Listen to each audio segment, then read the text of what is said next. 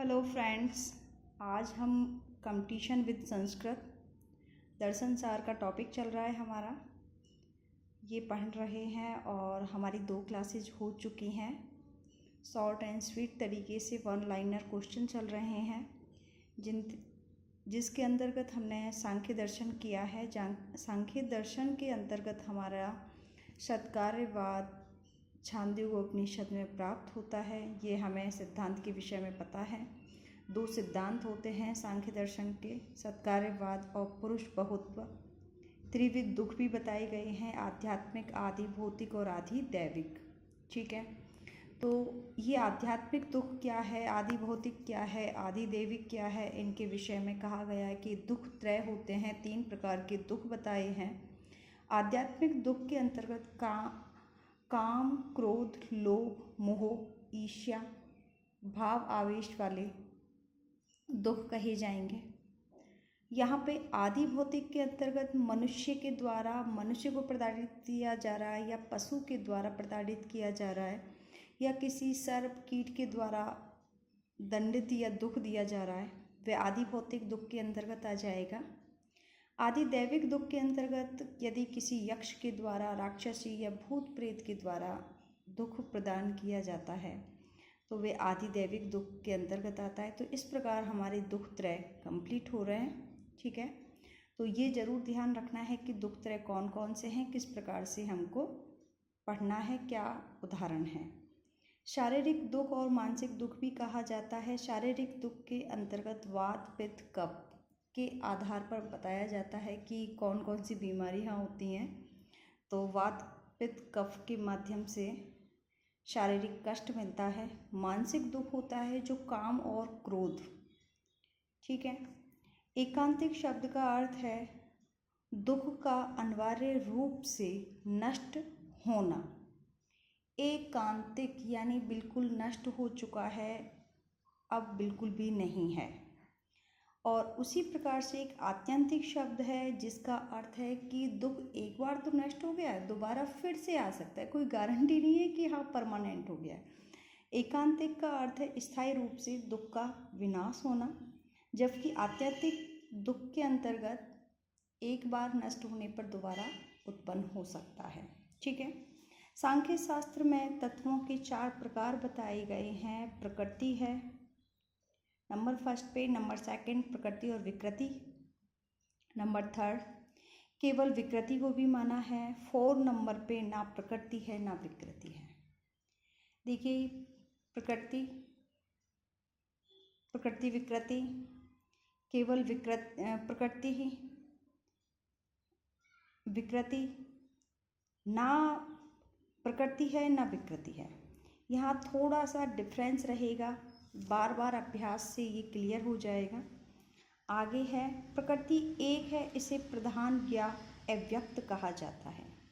Most important बात यही है, प्रकृति की और पुरुष की बात चलती है जब हम सृष्टि की रचना के विषय में बात कर रहे हैं। तो प्रकृति क्या है, प्रधान है और अव्यक्त है। ठीक है, प्रकृति और विकृति की संख्या 7 मानी जाती है। प्रकृति विकृते सप्तः। ठीक है, तो प्रकृति और विकृति की संख्या कितनी है, 7 है। और प्रकृति और विकृति के विषय में अभी 4 मत दे दिए हैं। प्रकृति है, प्रकृति विकृति है, केवल विकृति है, ना प्रकृति है ना विकृति है। ठीक है, उसी प्रकार से यहाँ 5 तन मात्राएं हैं, महत और अहंकार। इन सभी को क्या कहते हैं, इन्हें कार्य कारण का सिद्धांत भी माना जाता है या कार्य कारण के नाम से जाना जाता है। और ये 5 तन मात्राएं और महत और अहंकार ही हमारी सप्त प्रकृति विकृति हैं। ठीक है, तो यहाँ तक हमारा टॉपिक क्लियर रहना चाहिए। बहुत टफ टॉपिक लग रहा है ये, बट जैसे एक एक लाइन में हम पढ़ेंगे तो बहुत इजी लैंग्वेज में आएगा, समझ में कोई दिक्कत नहीं आएगी। देखिए, आगे विकृति के विषय में बताया है षोडश कस्तु विकारः।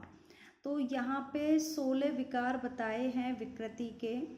5 ज्ञानेंद्रियां हैं, 5 कर्मेंद्रियां हैं, मन है और 5 महाभूत। इन सभी के माध्यम से इनके 16 भेद बता दिए हैं।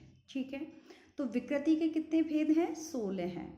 अब 5 ज्ञानेंद्रिय कौन कौन सी होती हैं? ज्ञानेंद्रिय आप खुद जानते हो अपनी 5 ज्ञानेंद्रियों के विषय में। तो श्रोत यानी कान, नेत्र आँखें, घ्राण नासिका, त्वक त्वचा, रसना जिह्वा।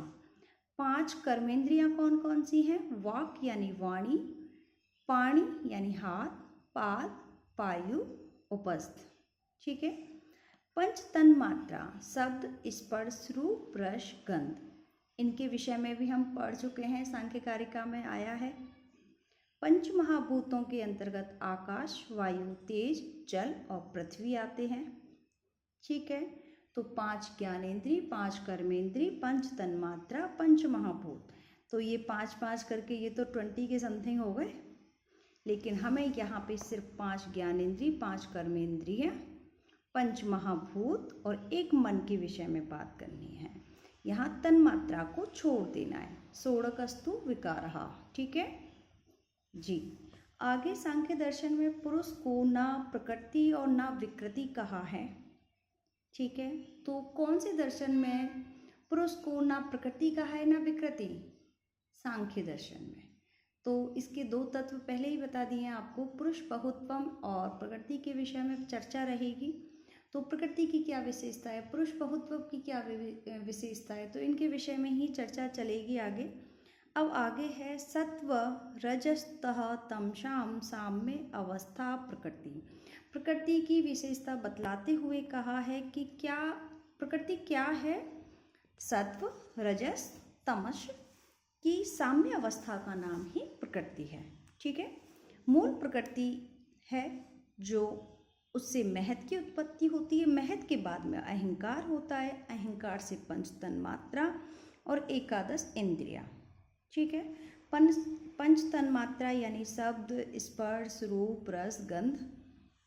एकादश इंद्रियों के अंतर्गत आपकी 5 ज्ञानेंद्रियां, 5 कर्मेंद्रियां और एक मन। ठीक है। तो इन दोनों का संयोग होता है। इसके बाद में पंच महाभूत तैयार हो गए हैं।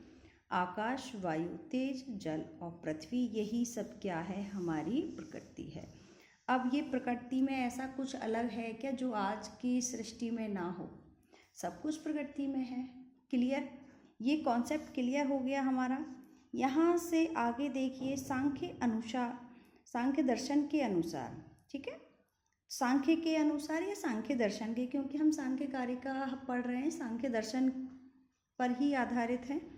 तो उसके अनुसार प्रमाणों की संख्या के विषय में बताया है दृष्टम अनुमानम आप्तवचनम। तो ये पंक्ति सीधी स्पष्ट शब्दों में आ जाएगी। दृष्टम अनुमानम आप्तवचनम कौन से ग्रंथ में है, कौन से कारिका में है। ठीक है। इस कथन के माध्यम से सांख्य में 3 प्रमाण बताए हैं, प्रत्यक्ष, अनुमान और आप्तवचन। तो कितने प्रमाण माने गए हैं? 3। कौन कौन से? प्रत्यक्ष, अनुमान और आप्तवचन। सांख्य में 3 प्रमाण ही महत्वपूर्ण हैं। त्रिविधम प्रमाणम इष्टम। ठीक है। तो ये 3 महत्वपूर्ण हैं, प्रत्यक्ष, अनुमान और आप्तवचन। अब यहाँ पे देखिए, इन्हीं 3 प्रमाणों के ज्ञान से ही प्रमेयों का भी ज्ञान होता है। प्रमेय सिद्धि प्रमाणाद्धि। ठीक है। तो ये जरूर ध्यान रखें, प्रमेय की सिद्धि कब होती है? जब प्रमाण उपस्थित होते हैं। प्रमाणों के ज्ञान से ही प्रमेय की सिद्धि होती है। तो ये भी सांख्य दर्शन के मतानुसार एक तथ्य कहा गया है। चार्वाक दर्शन में केवल प्रत्यक्ष को ही प्रमाण माना गया है। यहाँ पे प्रमाण के विषय में आगे भी चर्चा बताई है। बौद्ध दर्शन में 2 प्रमाण माने जाते हैं, प्रत्यक्ष और अनुमान। सांख्य दर्शन में, सांख्य और योग दर्शन में 3 प्रमाण माने जाते हैं, प्रत्यक्ष, अनुमान और शब्द। ठीक है। सांख्य और योग दर्शन में प्रत्यक्ष, अनुमान और शब्द है। बौद्ध दर्शन में प्रत्यक्ष और अनुमान है। चार्वाक में केवल एक ही प्रमाण माना है, प्रत्यक्ष को। न्याय और वैशेषिक में 4 प्रमाण माने जाते हैं, प्रत्यक्ष, अनुमान, उपमान और शब्द।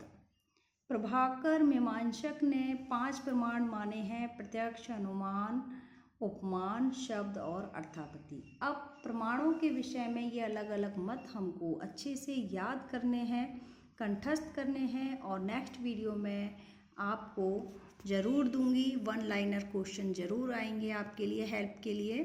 चलो, थैंक यू फॉर वॉचिंग।